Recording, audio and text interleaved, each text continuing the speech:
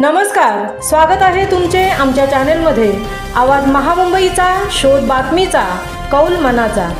चला तर मग आमचे चॅनल शेअर करा, लाईक करा आणि सबस्क्राइब करा।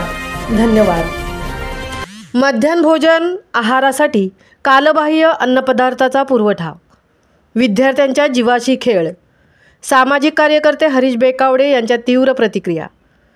पेण येथील पोषण आहारातील उंदीर प्रकरण ताजे असतानाच आज पुन्हा एकदा ठेकेदाराकडून कालबाह्य अन्नपदार्थाचा पुरवठा करण्यात आला।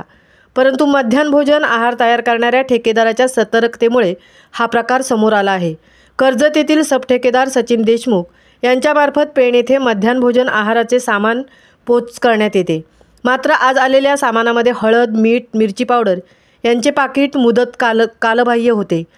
ठेकेदाराने ही बाब निदर्शनास आणून दिल्यानंतर पुरवठा करणाऱ्या ठेकेदाराने बदलून देतो, तक्रार करू नका अशी विनंती केली।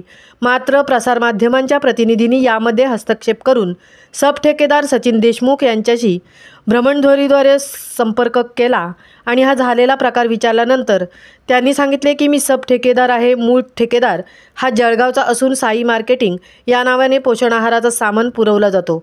पुढे त्याने अकलेचे तारे तोडून चुकून पॅकेट पडले असतील ते बदलून देतो असे सारवासारवीची उत्तरे केली। त्यानंतर समाजसेवक हरीश बेकावडे तेथे पोचले। त्यांनी देखील मध्यान्ह भोजन आहारामध्ये वापरात आलेल्या या पदार्थांवर आपले मत मांडून तीव्र आंदोलन छेडण्याचा इशारा दिला। आवाज महामुंबईचा चॅनेलसाठी मंथन पाटीलसह तृप्ती भोईर, पेण। महाराष्ट्र शासनाकडून विद्यार्थ्यांना विविध प्रकल्प राबवला जातो। त्यामध्ये पेण तालुक्यात जो खिचडीसाठी सामान येतो त्यामध्ये हळद असेल, मीठ असेल, तिखट असेल, कडधान्य असतील, हे अत्यंत निकृष्ट दर्जाचे एक्सपायरी डेट झालेले सगळे पदार्थ इथे येतात। ही हळद आहे, एक्सपायरी डेट आहे 2 महिन्यापूर्वीची, एकदम थर्ड क्लास। तिखट पाण्यात टाकलं का चिखल होतं, मटकी खराब येते, कडधान्य खराब येतात। मुलांना अक्षरशः सडलेले धान्य दिलेलं जातं। ह्या जबाबदार कोण?